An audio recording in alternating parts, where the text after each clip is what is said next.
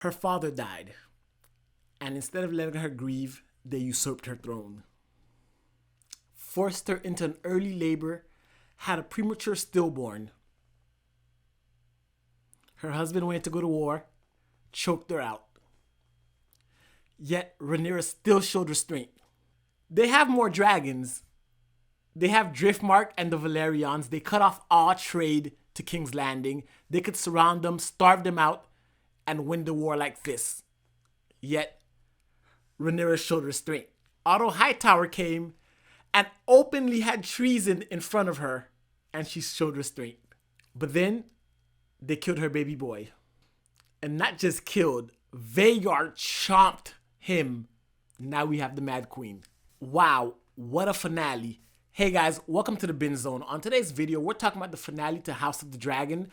And yeah, Rhaenyra went through a lot this episode. Rhaenyra also gave birth twice on camera. This one was more visceral than the first one. This one, you could see the pain she was in, and you could see the bond between Rider and Dragon, because as she was going through labor, you saw the pain in her dragon. They kept flashing back and forth. Rider and Dragon, the bond between the Targaryens and the dragons, play a major role in this finale, because at the end, Aemond was chasing Lucerys and both of them lost control of their dragons. And it shows that ultimately, even though Targaryens bond with dragons, dragons themselves are creatures with their own free will and have their own emotions and can act on their own. You saw throughout that sequence Aemond harassing Lucerys and Arax, his bond with Vhagar, Vhagar being the oldest dragon, the most battle-hardened dragon that's left in Westeros, and you saw the size difference between Vhagar and Arax. Aemond's emotion and his bond with Vhagar targeting Lucerys, and Lucerys' emotions and Arax also bonding. You could see Arax was scared, Lucerys was scared, and ultimately Arax is still a dragon, so he attacks Vhagar because fight or flight happens, and dragons, being creatures of fire and blood, choose fight 9 times out of 10, and that was the wrong decision, but nevertheless, wow. And Aemond did not mean to do it, but ultimately, why are you chasing the boy? Ultimately, he kickstarted the war, and I'm curious to know how he's going to report this. Is he going to say it's an accident, or ultimately, is he going to own it? Seeing as how he wants his street cred, and seeing as how the war is inevitable regardless, I see Aemond walking in there acting like, yeah, I killed him, I started this war, I have the biggest dragon, fear me. Because ever since he got Vhagar, you could see that sense of superiority, that sense of antagonisticness in him. So I could see him owning up to that. But ultimately, Lucerys was 14 years old, he was scared, frightened, and it just hurt my heart watching him die. He was so unsure of himself. He was such a sweet kid. But switching over to Rhaenyra's side, Rhaenyra and Daemon's relationship was really put to the test this episode, because Rhaenyra, while she was giving birth, Daemon, instead of being there with her, is starting war, plotting his war, mobilizing the troops, trying to get a war council going. And they can hear Rhaenyra giving birth and screaming upstairs, but he's ignoring it, focused mainly on the war. I see it as two things.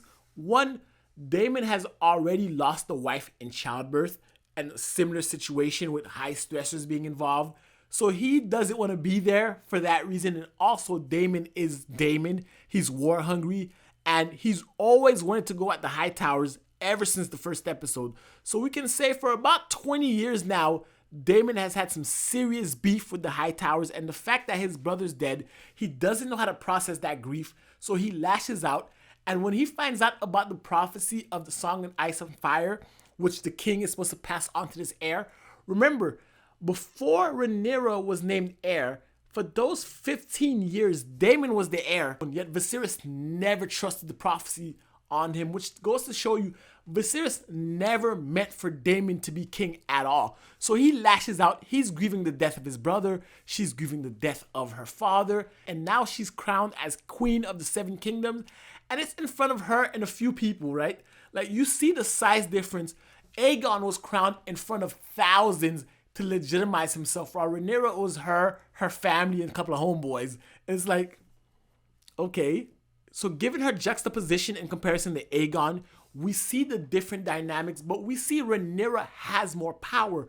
Rhaenyra, the Blacks, Daemon, all of them are more powerful than Alicent, but Alicent Otto played the Game of Thrones and they won without doing anything excessive, no great war, no attacks, they didn't sack anybody. Rhaenyra's rise to the throne is going to be her conquering. She is the true Targaryen, born of two Targaryens. She has that conqueror's blood. She has Daemon.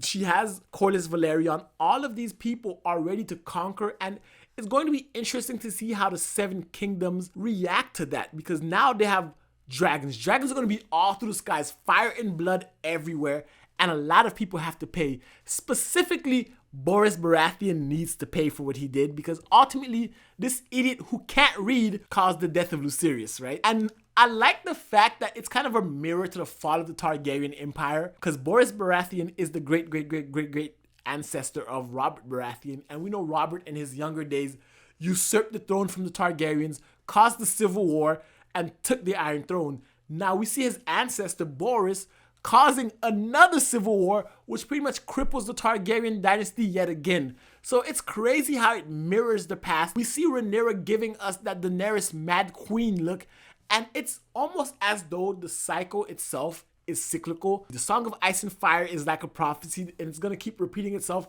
until Jon Snow breaks the cycle, or so we thought until we had season 8, so we're not gonna talk about that. Ultimately, this episode really sets up the future conflicts.